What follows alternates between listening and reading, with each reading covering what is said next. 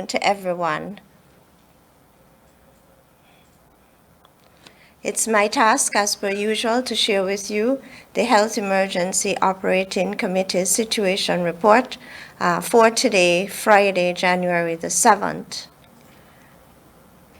But before I go into the report, it's our first press briefing for the year, and I want to wish us a prosperous and a near normal 2022, despite the context of the COVID-19 pandemic. So Happy New Year to all of you.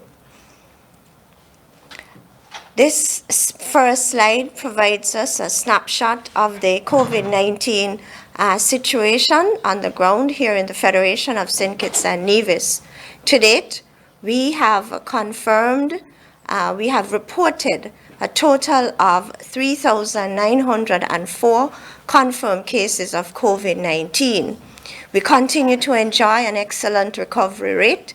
So to date, 2,946 recoveries have been documented, and so we are monitoring 930 active cases, with 108 active cases being monitored on the island of Nevis and 822 active cases being monitored here in St. Kitts. And we are pleased to note that we've only recorded 28 COVID related deaths, and we have had no additions to that tally, that aspect of our tally. Now, in terms of hospitalization, at present we have 9 COVID-19 cases in admission, 1 at the Alexandra Hospital, and 8 admitted at the JNF General Hospital COVID ward. So we are presently containing or trying to contain the 4th wave of COVID-19 infections.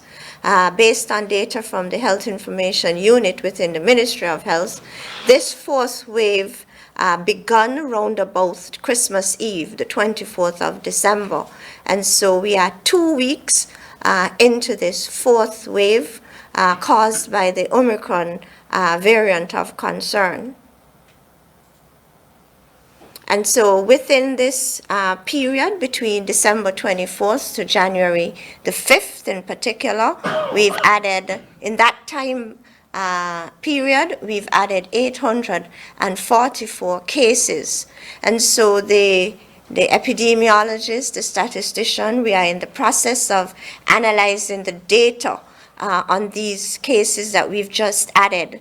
And the data is still being collated, but so far what we can say is that 54.5% of the cases added in this period are vaccinated, and 7.7% not vaccinated. But you realize we are still trying to ascertain data on about 38% of the cases. Now, when we look at the experience of these cases, meaning the disease, how are these persons impacted? 52% are experiencing symptoms, and about 21% no symptoms. And again, not all have provided us the data that we are trying to get from these individuals. But it's very important to note that despite the high number of cases, we've only had 11 hospital admissions in this window. And so the hospitalization rate continues to be acceptably low. And again, no deaths, no COVID-related deaths have been added in this time period. And I mentioned the recovery rate, and within this short period, we've already had 148 persons recovering fully. Now, of these recoveries, 80% were fully vaccinated, and 20% of these persons who recovered were unvaccinated.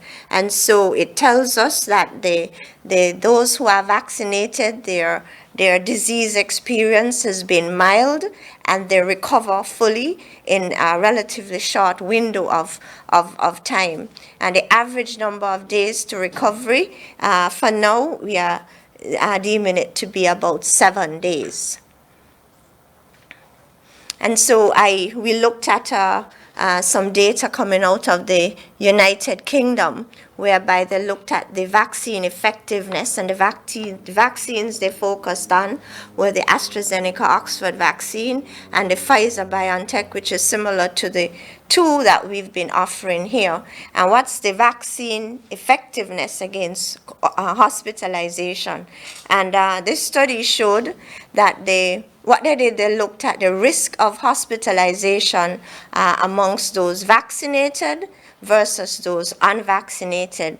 And they found that persons who received the two-dose primary series up to 24 weeks, 6 months after the second dose of receiving the vaccine, there's a 6 to 7% risk reduction in hospitalization.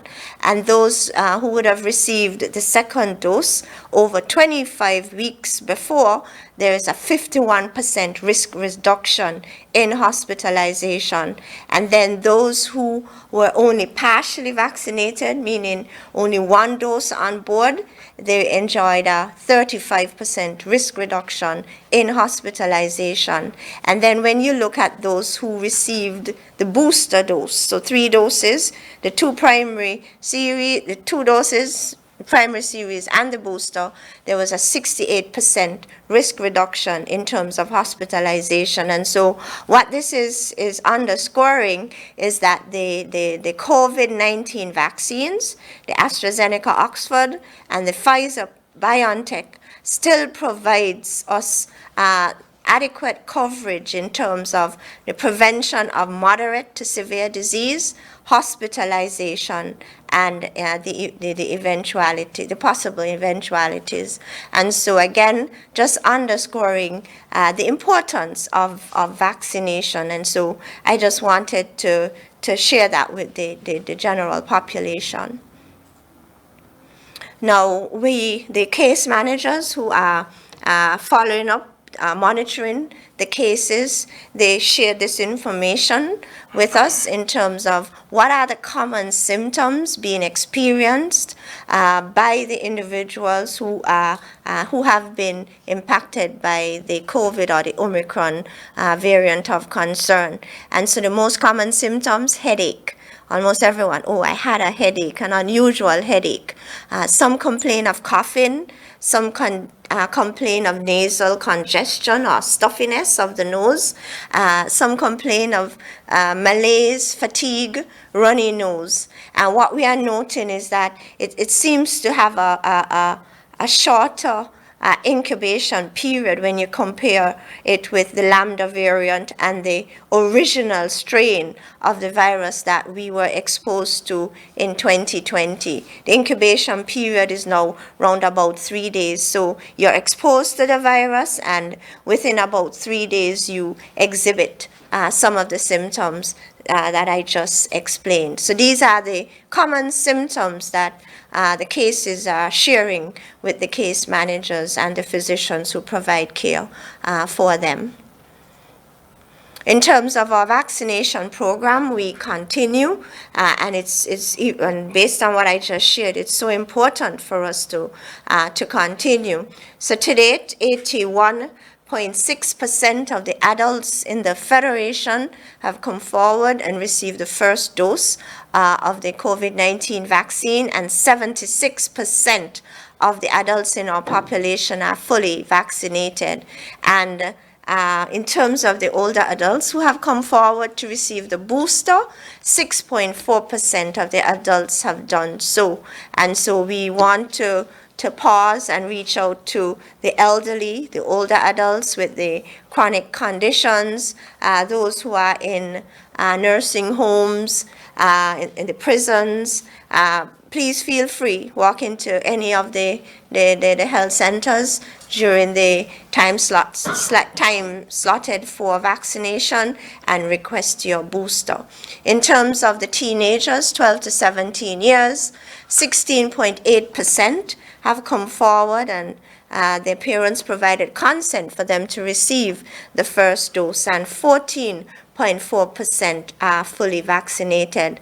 And now that we are thinking about the commencement of the second semester of this academic year, this comes to the fore. And so we want to reach out to parents, guardians, teachers, auxiliary workers in the schools.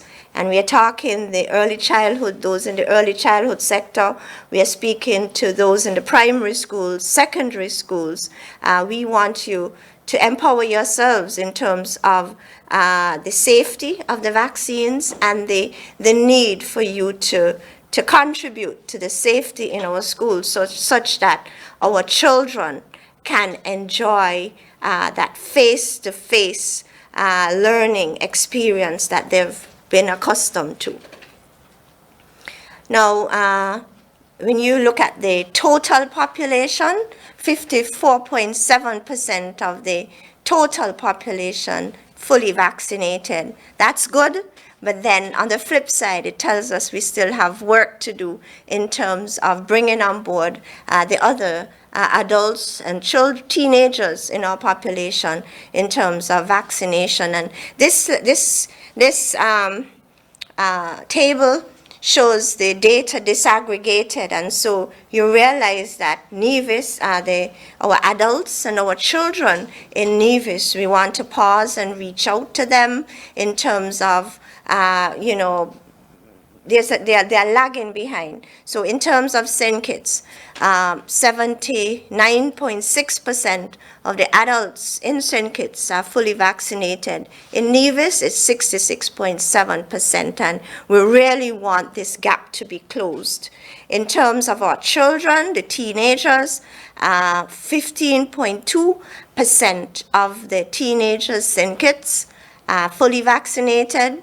12% Nevis. Again, we really want this gap to be closed because we really don't want to see an outbreak where the gap lies. What's the way forward? Vaccination program. It continues. And within the Ministry of Health, we are targeting the vulnerable persons in our communities. And so the community health workers, we are trying to reach out to the older adults in our communities, those with diabetes, hypertension, kidney disease, heart disease. If you've not yet come on board in terms of receiving the vaccine, we want you to do so. Again, we are focusing on the teenagers, the 12 to 17-year-olds, because we want our secondary schools to be safe. We really want our secondary schools to go back to full face-to-face learning. We want to reach out to the young adults, those in terms of the ballers, the basketballers, those in the athletics, the various sporting disciplines, to come on board in terms of receiving the vaccine. And then most importantly, our essential workers. From our perspective in the Ministry of Health, we realize that the Omicron variant is spreading, it's moving rapidly through our population, and it's impacting our essential workers. So right now, a number of persons in the police force are impacted, a number of healthcare workers are impacted, and so again, it's reason for us to pause and consider, where we are at in terms of vaccine hesitancy and recognizing our vulnerabilities if you are not yet vaccinated and coming on board and receiving the vaccine. So we need to keep up the momentum in terms of our vaccination program. In terms of testing, the Ministry of Health, we are conducting mass testing, and the aim is really to identify those positives amongst us and then have them isolate, because then in so doing, you can keep the total number of those impacted during this wave at its lowest. It's one way of flattening the curve. And also, very importantly, it is reducing the demand on the hospital and the emergency room. And so it's important, if you are experiencing any of the COVID-like symptoms, I'll go on to explain what these are. Well, I did already. We want you to capitalize on the opportunity for testing. The next slide provides that information. All right, and so on Tuesdays and Friday mornings between 6:30 and 7:30 a.m., if you're experiencing any of the COVID-like symptoms, you could just come forward and be tested. On Wednesday mornings, you can go down to the Paxton Hospital car park, 6:30 to 7:30, or on Thursday mornings to the Mary Child's Hospital, 6:30 to 7:30, and you can have your swab taken. In terms of Nevis, I have been in discussion with Dr. Judy Nisbet, and we are exploring the options of mirroring this in Nevis. In terms of contact tracing, isolation, quarantine, we continue. At present, the contact tracing process is aimed at containing clusters in the families, social groups, social networks, and within workplaces and communities. And we want to pause and ask those who are diagnosed with COVID at this time to really isolate, adhere to the isolation order, and the close contacts of these individuals. We want you to quarantine and adhere to the COVID-19 prevention and control measures. And these are wearing the face mask at all times. So even more now than ever. Omicron is very, very contagious. You don't really have to interact very long with somebody who has it to catch it. And so the wearing of the face mask is so important. Some of the literature said if you're using a cloth mask, probably you need to double the cloth mask to give you that additional layer of protection, because Omicron is so contagious. But most importantly, you're out in the public domain, keep on your face mask, maintain adequate hand hygiene, sanitize your hands after leaving the supermarket and pushing the trolley or lifting up the cart. You're going to the bank and you've touched the counter in front of the teller, make sure to sanitize your hands before and after. Keep your hands out of your face and mouth. In terms of adequate distancing, very, very important, maintaining that safe space between yourselves and others, and avoid crowds at this time. Again, Omicron variant is highly contagious. You don't really have to interact too closely with an infected person to pick it up. So please do all you can to protect yourself. And if perchance you're experiencing any of the symptoms I mentioned, please stay at home. So do not go to work, stay at home and help us to contain this wave. Thank you. Thank you.